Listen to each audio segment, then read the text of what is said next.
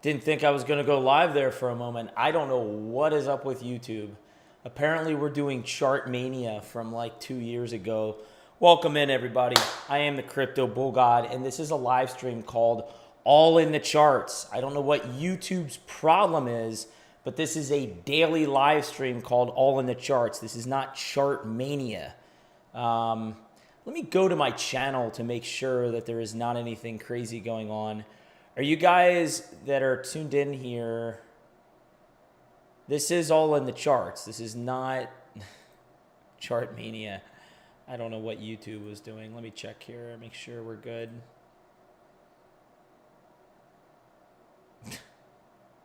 Ridiculous. Delete forever. Yeah, guys, sorry about a little bit of a weird start there to the live stream. So I'm not sure what YouTube was doing. I think a lot of people are confused about the live stream that came on there. So somehow, even though I selected All in the Charts live stream, Chart Mania started out from like 2 years ago. Anyway, got off to a rough start, but we're going to keep this ship rolling. Glad to have everyone tuned in here. As I had said yesterday, I promised that I'd be doing a live stream today. Didn't know what time I'd be going live, but here we are. What I'd like to do is I'd like to speed things up here. I want to go through in an expedited fashion and kind of evaluate a few charts going into the weekend. As a reminder, I will not be here on Sunday. I will not be here on Monday. I should be back on Tuesday. So be on the lookout for a live stream on Tuesday. But even if you can't catch this live stream live, and you're watching it in syndication, what this stream should be able to do for you is it should enable you to have a good feel for how the markets are looking going into the weekend, which we're going to get into in a moment. Did want to make sure is okay, good. It should enable you live. Perfect. Okay. Just double checking that I am live here. So, like I said, YouTube was acting a little funky. Yeah, and if you're not already, by the way, you can give me a follow on Twitter. You can give me a follow, obviously, on YouTube, TradingView, and Instagram for some gym motivation. It's one word. It's Crypto Bull God. Let's get into the charts here. So, apologies for the voice. You know, as I said, I'm a huge Philadelphia sports fan, so definitely been screaming at the TV. Last night, not so much. Tried to keep it down, but the voice is still is not back yet. So we're working on that. But what we're going to do today is something a little bit different. We're going to actually check out traditional markets first, and then we're going to get into crypto. Obviously, it's important to understand how traditional markets look because we need them to be extremely healthy. And ideally, we need to be creating new all-time highs for you to really start coming into this market, because then it would represent a risk-on environment, right? Not very surprising what we're seeing on price action here. I did expect, as I had indicated earlier, let's go to the weekly on the S&P. Was expecting some sort of a bounce. You can see because we're below this moving average, like we have in times past, you can see once we move below it, a little bit hard to get back above it. When you move below it, you tend to stay above it for a little bit of a period of time. This is the 21 exponential moving average on the weekly for the S&P. Once you get above it and sustain prices above it, we typically see a large move up. So not surprising since we've moved below this key moving average that we're staying below it. But the key, guys, wow, voice change big time. The key, guys, I'm going to have to speak pretty softly.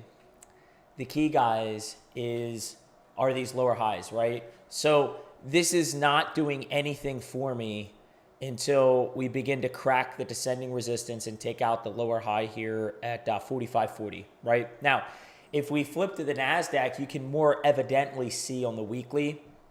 Again, this is not surprising here. You can more evidently see that we hit this descending line of resistance, and you can actually see we wicked into resistance here too. Price confluence on these horizontal red lines.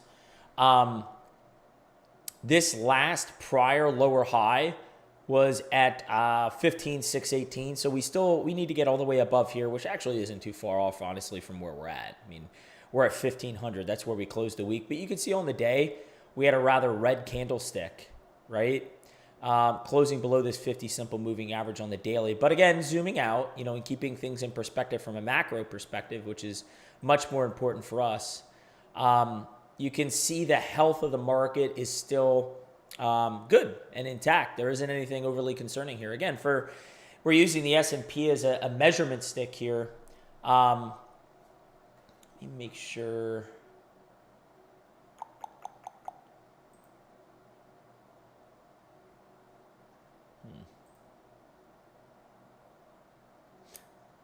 I think that initial live stream really confused everybody. I don't think I'm going to have a lot of live viewers. YouTube really dicked me. Well, everyone's going to be watching this in syndication, which is fine. So the S&P, which we're using as a measuring stick here, I've kind of outlaid the main areas of support that I want to see hold, right? So if we start to take out this 4,100 area on the S&P, it certainly would make me mildly nervous. Again, if we flip to a monthly, candle body closes, right? Because ultimately, this $4,100 area, this also coincides with a key price level or key moving average that I've spoken to many times, which is the 21 exponential moving average on the monthly for the S&P, right? So we want to see this price remain above on a candle body closing basis, the 21 exponential moving average on the monthly. Nothing concerning yet.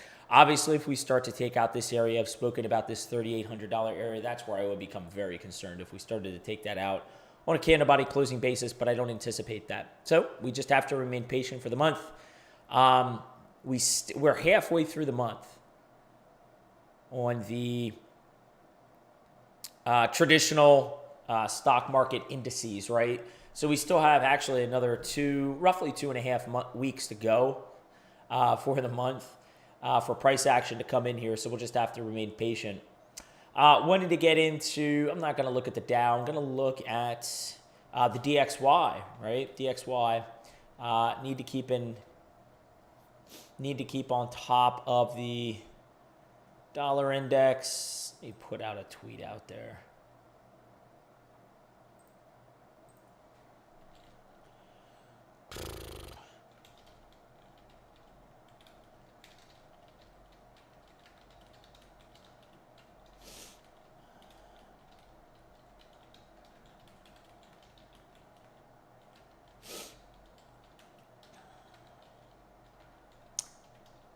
Yeah, apologies. I can't help it. I don't know what was going on with YouTube. Really fucked up the...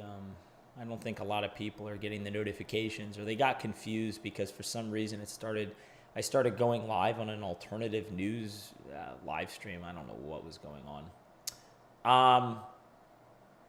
Anyway, I wanted to take a look at the dollar index with you guys. So right now, again, this isn't... Now, what the view to have here, again, the view to have on the dollar index is we want to be bearish, right, on the dollar index, because typically the DXY, the Dixie as they call it, it has an inverse relationship with equities and crypto. Now, this weekly candlestick from last week, a very bearish candlestick, which is great for us. It's a gravestone doji. This is a bullish candlestick, but it doesn't impress me. The reason it doesn't impress me is, again, I've indicated to you guys in prior live streams, we can bounce up here and that's fine, but the overall trend that I expect over the coming handful of many months is going to be a downtrend. I was listening to a popular channel that will go unnamed, and this guy goes over news, and I respect his opinions and views. I did not agree with his assessment that once the dollar broke 105.6, the next major area of resistance was until 112. I extremely disagree. I agree adamantly with that notion. There are plenty of areas of price confluence here up towards 107, 108. I've talked about that fib retracement level that Tony the BTC bull pointed out at 109. We've got 110, 111, and then upwards of 113, and then you can start talking about 112. There's way too many areas of price confluence. This has been on a straight trajectory up. We have a gravestone doji this candle doesn't lead me to conclude that we're going to be going much higher. I see a trend reversal one more time. I see a trend reversal. This candlestick, this upwards rise here, the fact we already had a parabola, I see a trend reversal to the downside over the coming months. Okay, so we'll have to see if that holds true, but those are my expectations. Welcome in, Oof. Glad to see you, man. Sorry about the disruption there. Glad to see someone on the live stream. I think the YouTube really dicked me there in the beginning, so glad to see you in. So those are my expectations on the Dixie. We covered NASDAQ. We covered S&P. Let's take a look at Bitcoin. 12-hour. Now, we haven't looked at the 12-hour in a little bit of time here. You can see some weaknesses definitively coming into this chart because we were maintaining ourselves between the 500. We were maintaining price action between roughly the 50 and 200. You can see since we've broken down below the 50. Now, there are some charts on Twitter, and this is why I think it's also important that you stay active on Twitter to assess logical people that are putting chart content out there. We are at a historic level of low volatility in the crypto market. You know the cyclical chart that I showed you yesterday from Tony the Bull BTC. This is indicating that we should anticipate, whether it's to the downside or upside, we should anticipate some sort of a volatile move in the market.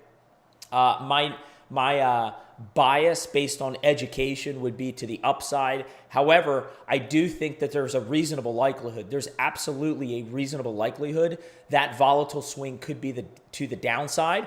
But I continue to say that any sort of downside volatility is going to get eaten up by buyers. I do not anticipate. I want to paint this picture very accurately for you guys because I don't want you to miss a key concept here. Even if I'm incorrect and we don't get the large swing to the upside, any swing to the downside under current market conditions, the way I see it, that I've been stressing is even if we see a downside flush here, I expect it to get bought up very quickly and for us to reverse sort of a V-shaped recovery to the upside. So this is something I'm going to be watching really closely over these next 2.5 weeks because, goddamn, over these next 2.5 weeks, because that's going to play into how the monthly close is setting up here, okay? Obviously, the next 2.5 weeks are going to be imperative to get a nice bullish close on that monthly October candlestick. We really, one of the charts we looked at recently was the Heikin-Ashi candlesticks on the monthly, right? And we noted that when the month started out, we saw that green candlestick coming in for the month of October on Heikin-Ashi, right? That green monthly candlestick, if it does indeed print green for the month, historically what that tells us is the probabilities are in our favor that we should see continued trend reversal to the upside. Now, if it prints red, that's not going to be good in terms of telling us if trend reversal is going to remain to the upside. That would tell us more than likely we're going to be going to the downside, right? Or at the very least, remain neutral. Welcome in, Kayleen. Good to see you here. Yeah, absolutely. Thank God it is Friday. I'm looking forward to the weekend and relaxing a little bit. Okay, so we covered the 12-hour chart. Anything on the price indicators that I wanted to cover here? Yeah, we just need this to flatten out, guys. Again, you don't have to search long or far to find the fact that interest is extremely low in crypto right now. Volatility is very low in crypto right now. There's a lot of fear out there. I'm not going to paint the exact example because it's not exactly the same, but there's a lot of similarities going on in terms of market sentiment, market interest, and market volatility going into that. Well, actually, I'll put the volatility aside and just speak the market sentiment and price action. It really reminds me very similarly to right around that beer virus era, okay, where people, everyone thought that we were all going to turn into zombies and eat each other. Pessimism was in the market. You had a high degree of volatility at that point that ultimately resulted in a V-shaped recovery. I'm just getting a sense that a lot of what we're seeing right now, this conjecture that we're getting in the market, is just instilling me with more and more confidence that we're going to get this unexpected bounce to the upside within these next couple of weeks. Again, The news narrative, in my opinion, is going to follow the chart. Chart's going to set it all up for you to tell you there's going to be some sort of volatile move here that I've been speaking to. The news will follow, right? Because the news follows the charts. The charts does not follow the news, so we'll have to see how that kind of plays out. Looking at the daily here, we continue to see a nice increasing level on the RSI. One obvious concerning thing I do see on this daily chart, look at the MACD turning down. There is no one price indicator that's going to tell us with certainty what's going to happen in the markets. A lot of times when you do see this MACD cross down, we do see some significant downside action in price. I would point to one recent time period back here in June where we did see a minor level of decrease in price action here, similar to what we're seeing at the moment here. Apologize for the voice again. You can thank the Philadelphia Phillies. Momentarily what we're seeing in price here, but afterwards you can see a shoot up in price here. So the whole point here is it is a warning flag. It is a caution flag that the MACD has crossed down and bearish on the daily. That certainly is a caution flag, but there's no one indicator that's going to tell you with 100% certainty what's going on. If we flip to the weekly, again, I said sort of my line in the sand, I don't want to close the week below. It's 26,500. Right now we're sitting at 26,770, right? I'd like to see a little bit more upside come into the weekend. Weekends are really interesting. Typically weekends are a non-event. I can remember weekends in the past where it was actually a very big event because, again, I've been in this market for nearly 6 years. I can remember weekends actually representing a lot of price action, but typically your Saturday and Sunday, you're not going to see a lot of price action. So my expectation, unless this weekend differs from the majority of prior weekends, is we're going to close around these levels, right? So we'd like to see a nice green candlestick come in the following week. This is a chart, again, I want to talk about at some point. You can see I haven't been charting today really at all. Wanted to take a look at the Bitcoin Williams alligator real quick with you. Let's see. Remember, a lot of the muckiness in this chart was beginning to clear up. ADXDI, obviously, you don't want this red to start to cross above 20, green to start to cross below. We need some positive price action to come in because as bullish as it was, to see a reversal here and to have our price action, which is the black line, start to push above. See how the black line is starting to push above all those nice colored lines, the moving average lines? Now it's starting to cross back below, right? There's just a lot of, the way I would interpret this, there's a lot of noise going on right now. There's a lot of noise going on. And this is one chart that does make me feel nervous, not for the long-term trajectory of Bitcoin from a macro perspective. It doesn't make me nervous that we're going to take out our lows from last year. That's not what I'm saying. But it does make me nervous that we will see some downside volatility here in the next couple months or several weeks. This thing needs to clear up because until this Williams alligator chart starts to clear up, it still remains a glaring caution flag to me. And again, when we got this nice big green candlestick come in here, this bullish engulfing candlestick a couple weeks ago, what this candlestick did for us, it helped to clear up some of the muckiness. We started to move up. The moving averages were trending in the right direction, right? But now, you can see price action is starting to dip down again, which is going to cause these moving averages to move in the wrong direction. We need that to clear up. And I don't need to remind you that one of the more concerning charts for me that has not cleared up yet, and it all has to do with this $28,000 area of price confluence. We'll go back to this Gaussian channel, right? We've covered this ad nauseum on this channel. We're still stuck in this Gaussian channel in the green. And typically when Bitcoin, as bullish as it is that we're turning green, historically when we enter the green in the Gaussian channel, we see a significant downside. Okay, a significant downside in price, okay? So we need to get out of here. I've shared with you guys that I think it's very, very possible this time could be different because as soon as we turned green, we entered the Gaussian channel. We've never done that before. Typically, when we've entered the Gaussian channel, you can see here, you can see here, you can see here. We've been green for an extended period of time, extended period of time, extended period of time. Here, literally, we had no time, okay? There was no time. We were really above it. It just flipped green and we re-entered it, or we entered it, okay? So that is leading me to conclude that it is very, very possible this time could be different. But until we start to clear, I've said this repeatedly over and over again, because any person who is humble, educated, humble, and wise to the markets and wise to just life in general, and just the older you get, this is something also that naturally happens.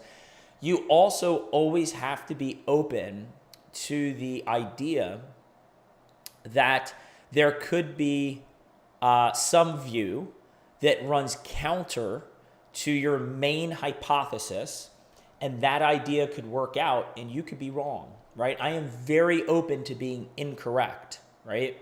And so what I need to see in these charts, I need to see some momentum come into these markets. We need to push above the $28,000 area.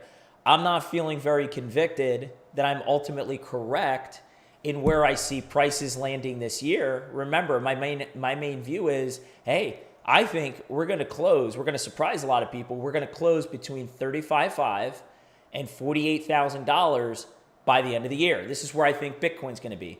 Well, the level of confidence in that assertion is going to begin to dwindle.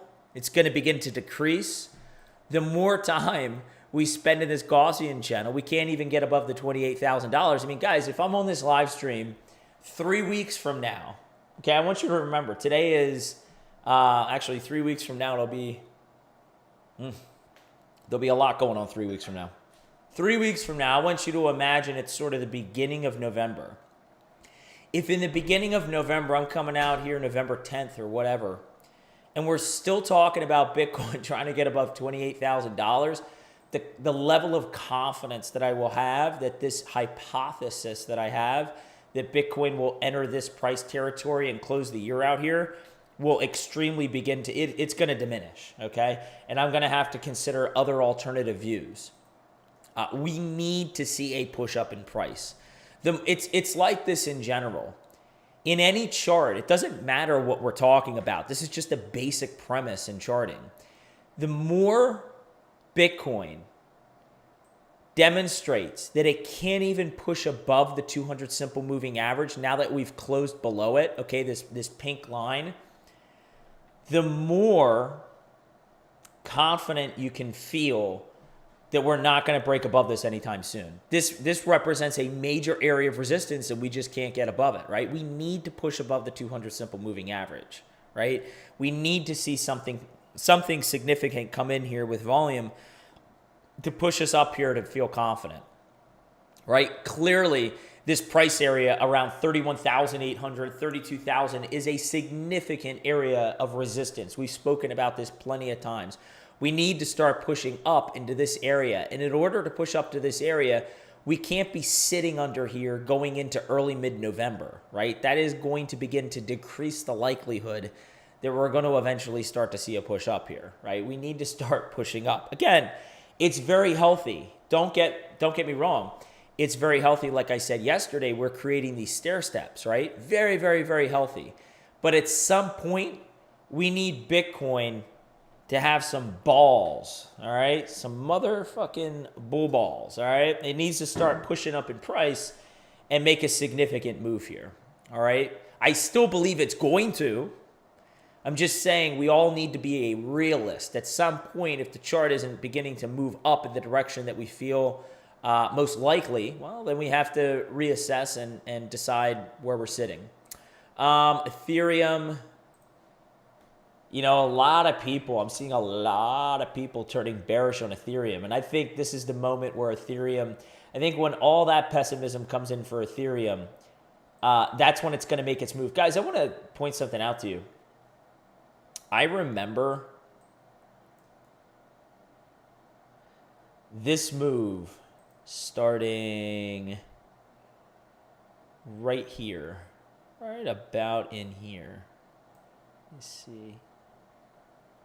Now, actually, you know what? I apologize.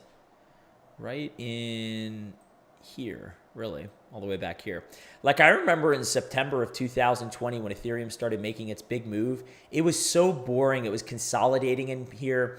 And this is where people are arguing over $400 or $370. And then we just went on this parabolic journey all the way up to $4,500. Do you think it really mattered if you bought Ethereum at $400, $410, or $370, and you rode that thing up to $4,000 plus? It didn't matter, right? I think right now, this is another assertion I feel uber confident with. This is a 2-week candlestick. Now you can see we're breaking below this trend line here. This candlestick hasn't printed yet. I think way too many people are bearish on Ethereum. And I think before you know it, Ethereum's going to make a recovery here, break up here, and not look back, and just continue going significantly higher.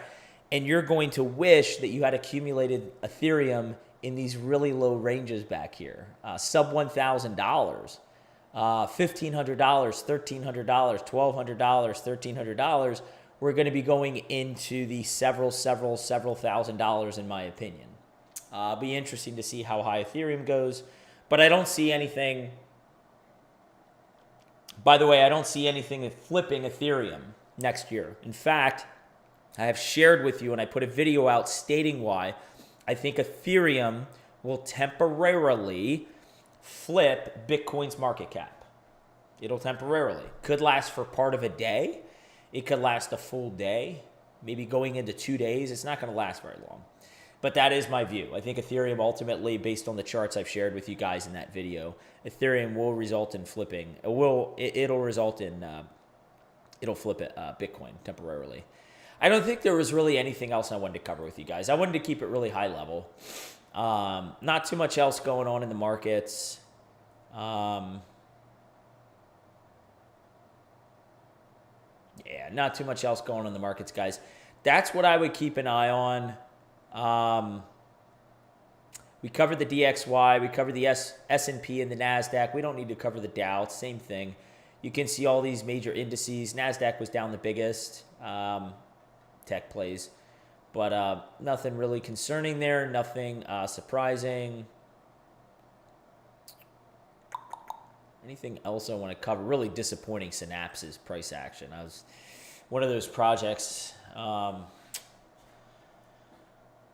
One of those projects I was in a little heavier on, and it really disappointed me with how low it's gone. I think we're all underestimating the all-time high of the cycles. 300. Okay, good question. So I appreciate the question. Let's get to this question, and then I'm probably going to sign off here.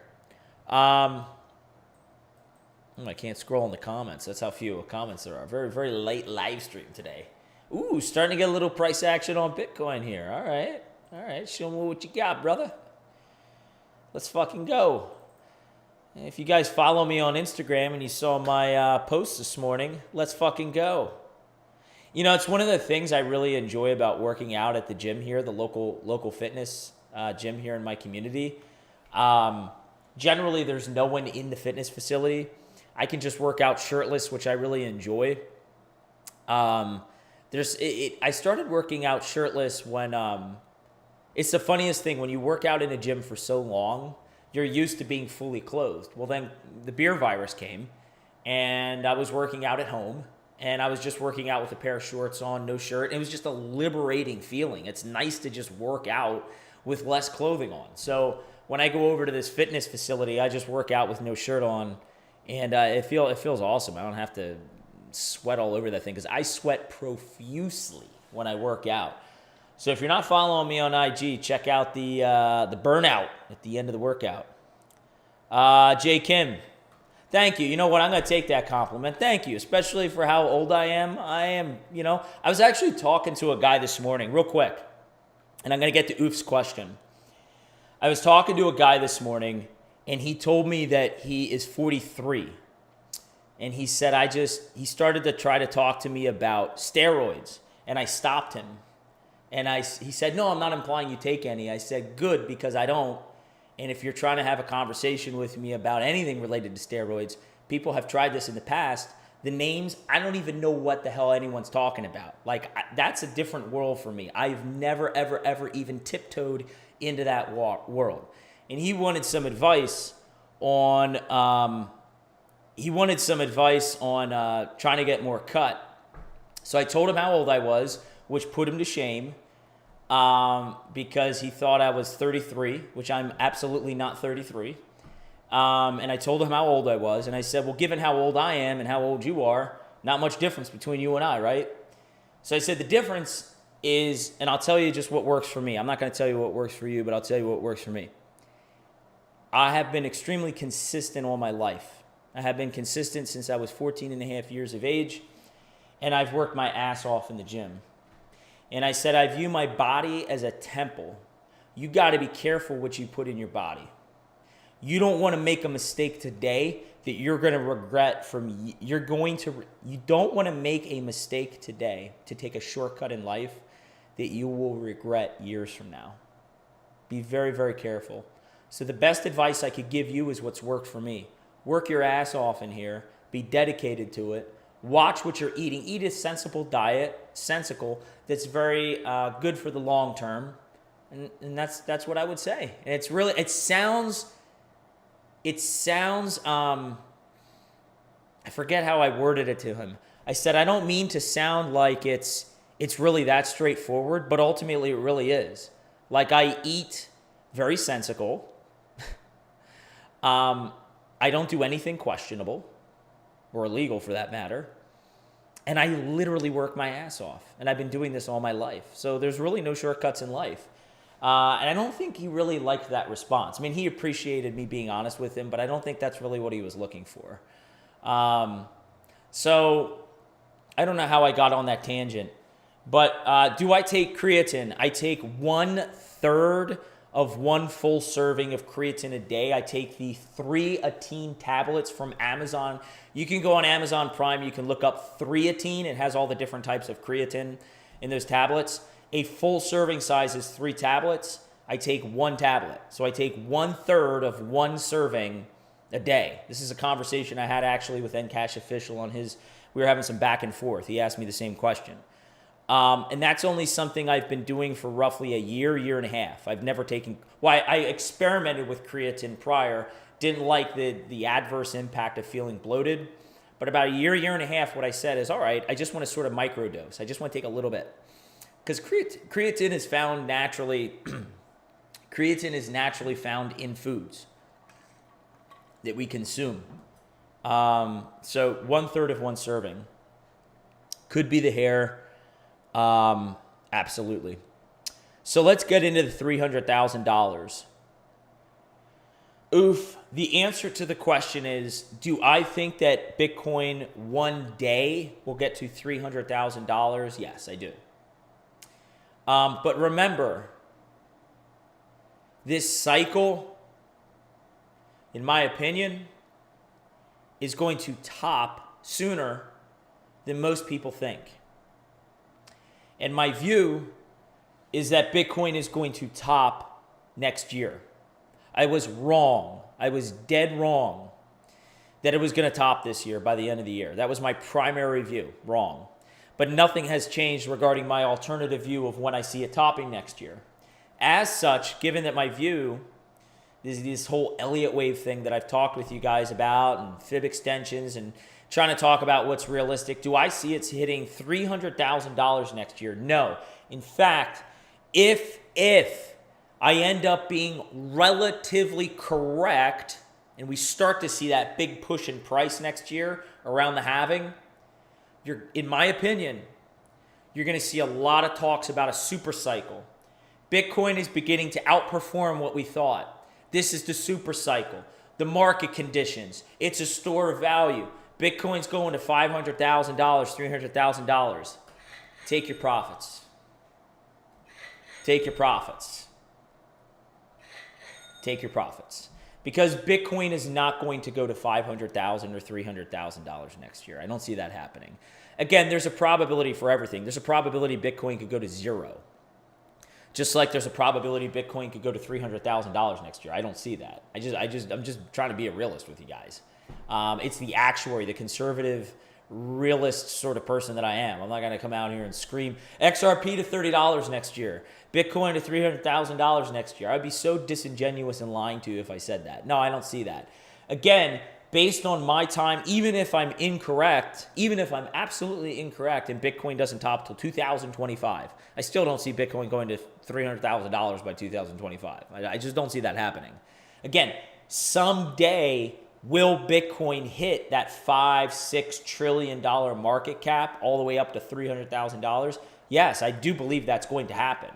I just don't believe it's going to happen that quickly. I don't think it. I do not see it hitting that valuation at this cycle top, which again for me is a blow off fifth impulsive wave in an Elliott wave structure.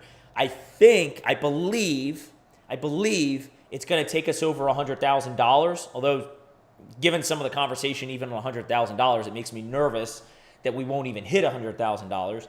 But I still believe we're going to hit around, I've kind of quoted this $130,000 area, whether it's 120, 110, 115, 130, 135, 150, 145. Okay, now you're operating within the realm of reasonability, in my opinion, but not $300,000. I don't see that. It's pumping on the news that the SEC won't be appealing Grayscale ETF today. Okay. Well, it's not really pumping, but thank you for the news update, though, DJ. No, wait, it wasn't DJ. It was J. Kim. I appreciate the news update. Welcome in. We got J. Kim. We got DJ. We got Evan. Guys, I'm about to end the live stream. So I know I started live streaming a lot earlier than I normally do, but we're about to end the live stream. So, but make sure you rewind. I covered a lot of different charts on this channel or on this today's live stream. Did want to let you guys know, just as a refresher for everyone who hung in there, I will not be here Sunday. I will not be here on Monday, but I should, God willing, I should be back here on Tuesday. So with that being said, everybody, I'm tuning out. I'm tuning out. So until next time, everybody, have a good weekend. Take care of yourselves. Make sure you rewind. I covered a few charts. Spoke about a lot of stuff on the charts. Make sure that you have a good weekend. Get out there, enjoy the weather. And I will see everyone back here on Tuesday, today is Friday the 13th. Tuesday, October 17th. So take care, everybody. We're getting closer and closer to Halloween. Take care, and let's all spread awareness and carry the education forward. I'll see you on Tuesday.